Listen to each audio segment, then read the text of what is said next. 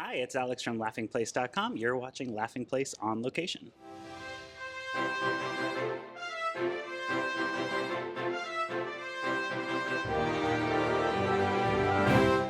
Today we're coming to you from the 3rd Children's and Family Emmy Awards. This award show started a few years ago. Prior to this, all children's and family programming were sort of lumped in sometimes with daytime Emmys, sometimes with local Emmys. So the fact that this exists now means there's a lot more recognition and celebration for the hard work that goes on in children's media. And of course, covering the Walt Disney Company, we cover a lot of children's media. So today we're looking forward to talking with some of the stars of a lot of your favorite Disney shows and also... Hi, Walker. Hey, how you doing? That's Walker Scobell. You may recognize him as Percy Jackson from Disney's Percy Jackson and the Olympians, which received 16 Children's and Family Emmy nominations, including Young Teen Series. Now, the cast just wrapped filming season 2, and while we don't have much news to share, I did get to talk to a few of them about what we can expect. I guess I don't get as wet this season. Oh, that's interesting. So Leah does and you don't. Leah does and I don't, which has been great. Yeah. I've loved watching everyone else get stuck this season. You know, we don't really see each other because Walker lives so far away, and Leah's already like a few hours away from me. And so we try and hang out every now and again, but it's nice to like be together for like a chunk of time. You know what I mean? When little kids started coming up to me again, it kind of threw me off at first. But it's great. I love it. To have entire families come up and say it's appointment viewing for them, and my little girls are right in the pocket of the age group that loves this show. But I also feel like it's the kind of show that hits a lot of different demographics, and I think that's why it was so successful. Is everybody can watch it. My kids read these books growing up. I read them out loud to my kids. I know them really well, but that helped me because I knew what I liked about them, what they liked about them. It's why, like when I did the Muppets years ago, I kind of knew what I liked about the Muppets. Yes. And Percy Jackson is very similar. I knew Percy Jackson really well. Perfect. And so I wanted to just make that version for everybody. And I think, sure enough, that seems what's happened, and that's great. I was trying to really keep it as real as possible, as human as possible, not make it superheroes like over the top, but keep it beautiful and fun and clean and Disney-ish at the same time. On a film, I'd be working very closely just with the director. On a series, and especially a series as big, it's really showrunners that are right in there as well as the directors. Well, we get the really good opportunity to record in town, which is a luxury at this point. So when you get to record live players and work with such amazing orchestrators and engineers, and just everyone in this town makes that cinematic sound. So that's kind of the key, I feel like, to getting it to sound that way. Olympus in the series is in the Empire State Building, right? And we imagined almost like these murals of the golden age of, these kind of architecture and lobbies in the 30s through the 50s, and kind of took that style. And Jorge really leaned into it and stylized them in a way that, could really only be for the show, right? Yeah. We all get together and we said, hey, we want to make this accessible to young kids, not too scary for young kids, but put parents in the seat next to them and have them say, hey, the visual effects are good enough that it's like, oh, well, that's not silly. That's actually really good. And so you get your kids liking it. And the greatest thing I can say about this show is I had people saying, my whole family watches it. And I just said, mission accomplished, right? There was a lot of fan expectation, but also Rick Riordan and Becky were our guideposts through the whole thing, and I forgot to thank them, so I want to thank them now. Rick is amazing. Editing on a show like this, I have to imagine it's a lot more complex than your typical TV episode. What was the time frame for editing from the dailies come in to... We were all 14 when we Still started. working on it. Yeah. Still on the show. Yeah. Awesome. Get ready for more. It may be springtime, but we're about to take you back to the holidays with The Santa Clauses. Season 2 was nominated for 4 Children's and Family Emmy Awards. Let's dive into the magical holiday spirit of The Santa Clauses. Honestly, it's been wonderful for me, and I do feel like I'm part of people's lives, and every once in a while you'll get this really kind of wonderful sigh, really big squeal, and it's just someone who's realized that I'm Mrs. Claus, and that goes from all ages to all sizes. It's the sweetest thing. I wanted to make the character somebody that a kid would reluctantly line up to meet at Disneyland, right? Yeah. It's like, I think I want to meet him, so I'll get in line. I didn't want him to be too scary. Obviously, it's Disney and Christmas, but I also wanted him to be just a classic Disney bad guy, and I hope I got that part right. Our production designer couldn't be here today, but her main word was delicious and tasty. So that was the word we kind of leaned on. Everything was food inspired. Yes. Like a lot, we really leaned heavily into like the sugary and the sweet snacks. It was such a collaborative experience, but someone who loves Disney and is obsessed with the clauses, this was so fun to recreate with all our incredible hair and makeup teams. The project I was most rooting for at the Children's and Family Emmys was Walt Disney Animation Studios' Once Upon a Studio, which was nominated in the short form animated program category. I was so excited when they won, and it was great getting to chat with the creators right after they accepted their award. It's an honor. It's an honor. It was a passion project, so we never thought about this sort of thing. We made it to celebrate the 100 years and just pure love of cartoons. So anything extra is just bonus. Yeah, and we're incredibly grateful. Yeah, and one of my favorite things about the Children's and Families Emmys is it's so generational. They're like legendary performers from when we were all younger on TV, getting honored here. Are there any starstruck moments? Was it a big deal to meet Cookie Monster or anything like that? We haven't met too many people, but I did see Bobby Moynihan, and I do love Drunk Uncle. Yes. So I hope to say hello to him later. Yes, and he's a big Muppet fan too, so where the Muppets are, you'll find Bobby. Oh my God, I love that. Muppet fan Bobby Moynihan was nominated for voice performance in a preschool program for Disney Junior's Pupstruction, where he voices Bobby Boots. I asked him how he got that role, if his name had anything to do with it. I got a phone call saying that they wrote this part for me called Bobby Boots, and I was just like, I'll do it, no matter what. Yeah, a little Italian cat. You don't say no. No, you never say no, especially to Disney. Now you're here at the Children's and Family Emmys. I know you're. Wait, that's what this is? That's what this is. That's where you are. Sorry What? I'm happy to break it to you. They told me the Fraggles were here. The Fraggle. I saw That's some the Fraggles. only. No, I know you're a diehard Muppet fan. Yes, Got to very see you much at the Hollywood Bowl. the best. Quite a few. You were there for that? I was there. That Amazing. was like one of the best nights of my life, honestly. Same, and I have 2 kids. Awesome. Yeah. I won't tell them, but Oopsie kitty. Another Disney Junior show was nominated in the same category. Carrie Walgren, who voices Granny Katerina on Super Kitties, she actually won for this part. I have wanted to do voiceovers since I was 5 years old, and I told my parents I wanted to be the voice of the Disney princess. So to be working as a voiceover performer for Disney all these years later is such a dream come true. And Super Kitties, I started off playing one character, Magda. It was a little security dog, and then I started getting more and more characters. And they're like, yeah, let's have you do Granny Katerina. So Granny is a very old kitty cat who steals things with her grandson. And that's what I'm here for today.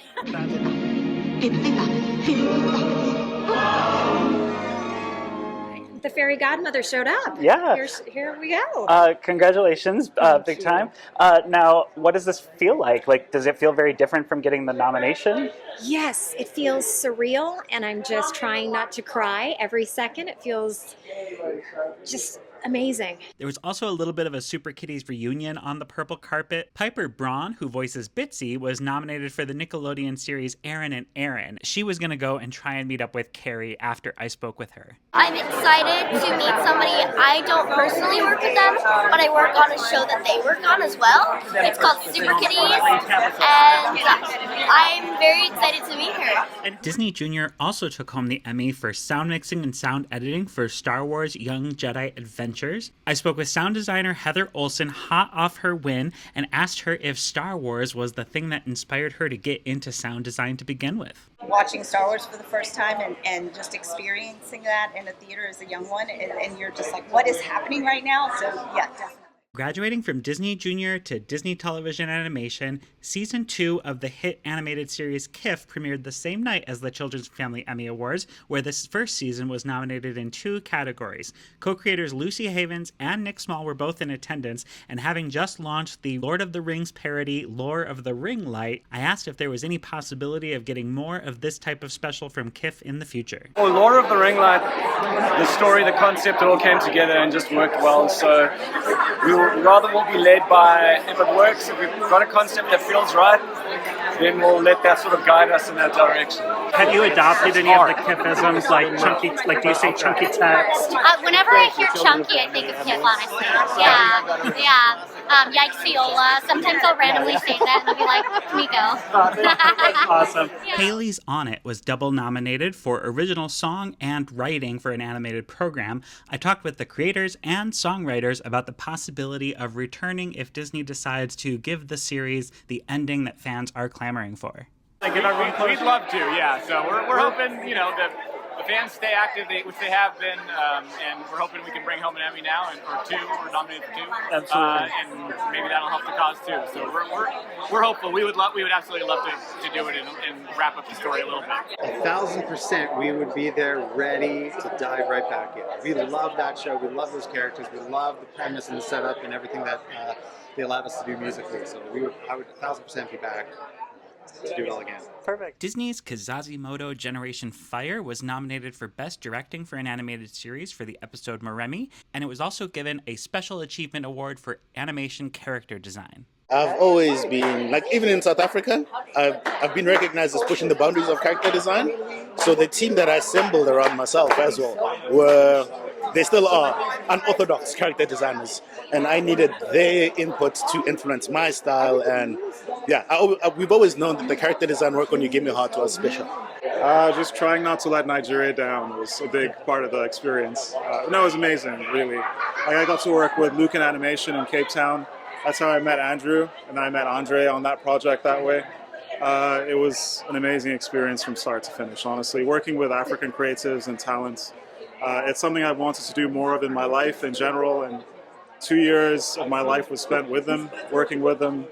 It was a beautiful experience. The Walt Disney Animation Studios series Iwaju, a collaboration with Kugali Media, was nominated for 3 awards, including Younger Voice Performer in a Children's or Young Teen Animated Program. What's wild is this was Simisola Badamosi's first acting role as Tola Martins, the star of Iwaju. I asked her what it was like to hear her voice coming out of an animated character. I enjoyed it, but I was like, oh, why do you sound like that? Oh, why did you... You were too judgmental of your own work. Disney Channel's Bunk'd recently wrapped up after 7 hilarious seasons, and it won an award for Best Art Direction for a multiple camera program. It was a shock to be nominated and a shock to win. I mean, the reward was working on the show. It was a really kind-hearted show with a lot of really wonderful people working on it, so that was it. And this is a huge bonus. Raven Simonier is Disney Channel royalty after That's So Raven and Raven's Home. The final season of Raven's Home was nominated for 4 Children's and Family Emmy Awards,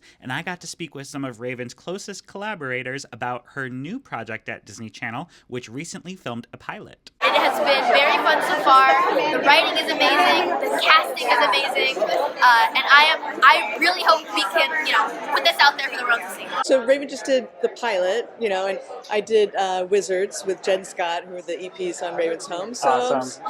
Still around. Still in the Disney family. Still in the Disney family. Keeping it magical. Going to Disneyland tomorrow. Transitioning from Disney Channel to Disney Plus, High School Musical, the musical, the series, was nominated for 3 awards this year, including Best Writing and Best Original Song. I am particularly proud of the episode that I'm nominated for.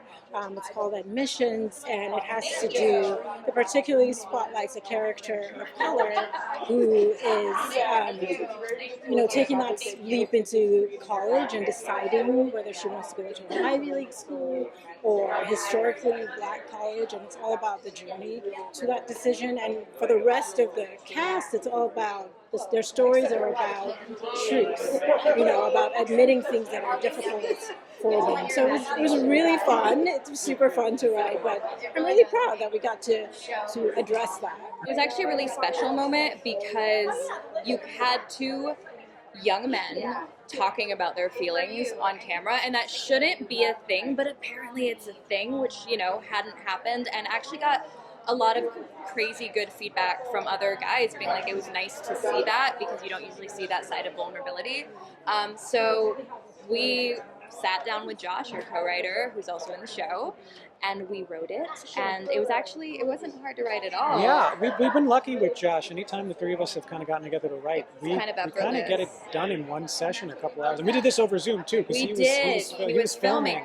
But I think specifically this topic, like, there was a lot to pull from. You know, like everyone has life experiences, and they were both in that moment in the series struggling with something, and we like writing things that have a little bit of contrast. So yeah. I was a big fan of R.L. Stein's Goosebumps books as a kid, and one of the things I love so much about the Disney Plus Goosebumps series is how it caters to fans who grew up with the books while also being relevant to today's youth. I got to talk to some of the creatives behind Goosebumps who were nominated this year at the Children's and Family Emmys. The one thing that the Goosebumps books did so well and R.L. Stein did so well is he never pandered to anyone. He never pandered to kids. So there was an adult sensibility in them that we just kind of grabbed onto for both the comedy and the drama. And in both the first season and the second season, there's a storyline with the kids, but there's also a storyline with the parents. And I think we just tried to make those feel as real as possible. And a lot of times drama comes with comedy baked in, horror comes with comedy baked in.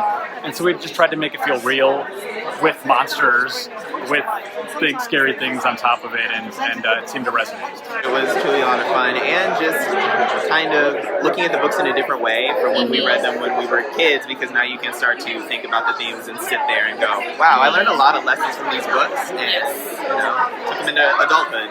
Yeah, and like, in the writer's room there were quite a few parents, so it was also like interesting from that perspective. It's like, okay, well, what would I as a parent do? And then it's like, but no, the parents are kind of taking the backseat in these stories, so it's like you're coming from the point of view of the kids and all the adventures and challenges they have to overcome, so that was always a good thing to keep in front of mind.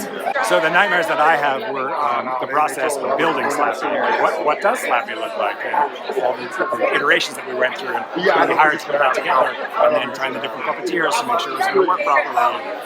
Yeah, my nightmares are different than your nightmares. National Geographic's A Real Bug's Life won 4 of its 7 Emmy nominations, and I got to speak with some of the winners. The film's some pretty remarkable behaviour. Amazing team, all kinds of amazing cinematographers that we work with to film animals behaving, doing wonderful, weird and crazy things in the city.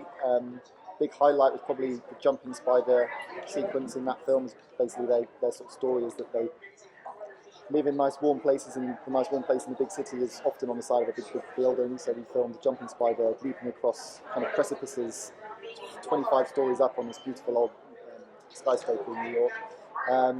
So yeah, that was probably a highlight for me. In my day job, normally I do straight wildlife films. That's the thing, and we are usually doing a lot of recreation because that's a necessity, and we have to recreate reality as close as possible, being as scientifically accurate as possible. But when you're going into a world that's either very big or very, very small, it's outside of our usual human experience, isn't it? So we have a bit more creative freedom to go, well, what do you want it to sound like, or what feeling do you want to give the audience? And that's what we're playing for with this. And obviously with this one being called A Real Bug's Life, with the Disney backing as well, they were leaning into the Pixar style. So it was briefed to us as, this is live action, but treat it more like you would an animated film than a wildlife film. And it gave us a huge amount of scope to be playful and creative and put silly sound effects in, almost human vocals in places. It was a joy to work on for the reason alone. There's probably about, I think there were 43 of us, camera team, working across the whole series. So this is like a great win for all of us, basically. It's definitely not just mine. When you think of the Emmys, you think of TV shows, but TV movies also fall into that category. Disney had 2 of them that were nominated multiple times. First up is World's Best. I got to speak with the star and creator of the project, plus the choreographer. Got really lucky. I was working on another Disney movie called Godmothered, and I was sitting in Video Village with Allison Ehrlichman, and I was like, let's work together. She said, what do you got? And I sort of freestyled this story, wrote it on a napkin, and then my writing partner of 20 years, Jamie King, made it real.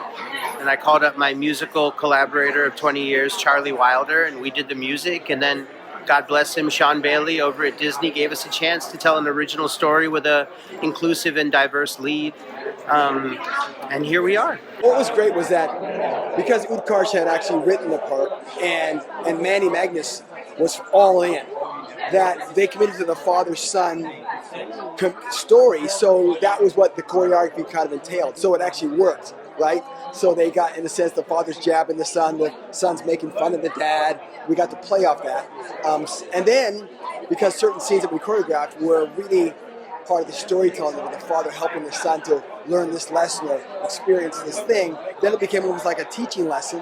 So in a sense, it only gave us that restriction, in a sense, gave us more things to play with. The holiday film The Naughty Nine was a 3-time nominee. I got to speak with the composer, who was nominated for music direction and composition for a live-action program. This was the first time I'd ever done a kind of spy movie, so it was really fun and exciting, and it's one of those things you always hope to do one in that style when you're coming up as a composer, watching all the James Bond movies and Austin Powers and things like that. So it was really fun to be able to do that and put a touch of holiday magic and comedy in there as well. That's it for this episode of Laughing Place on Location. Join us next week when we'll be coming to you from the Disneyland Resort for the Star Wars celebration, Seasons of the Force. Thanks for watching. Have a great day. Take care. Bye.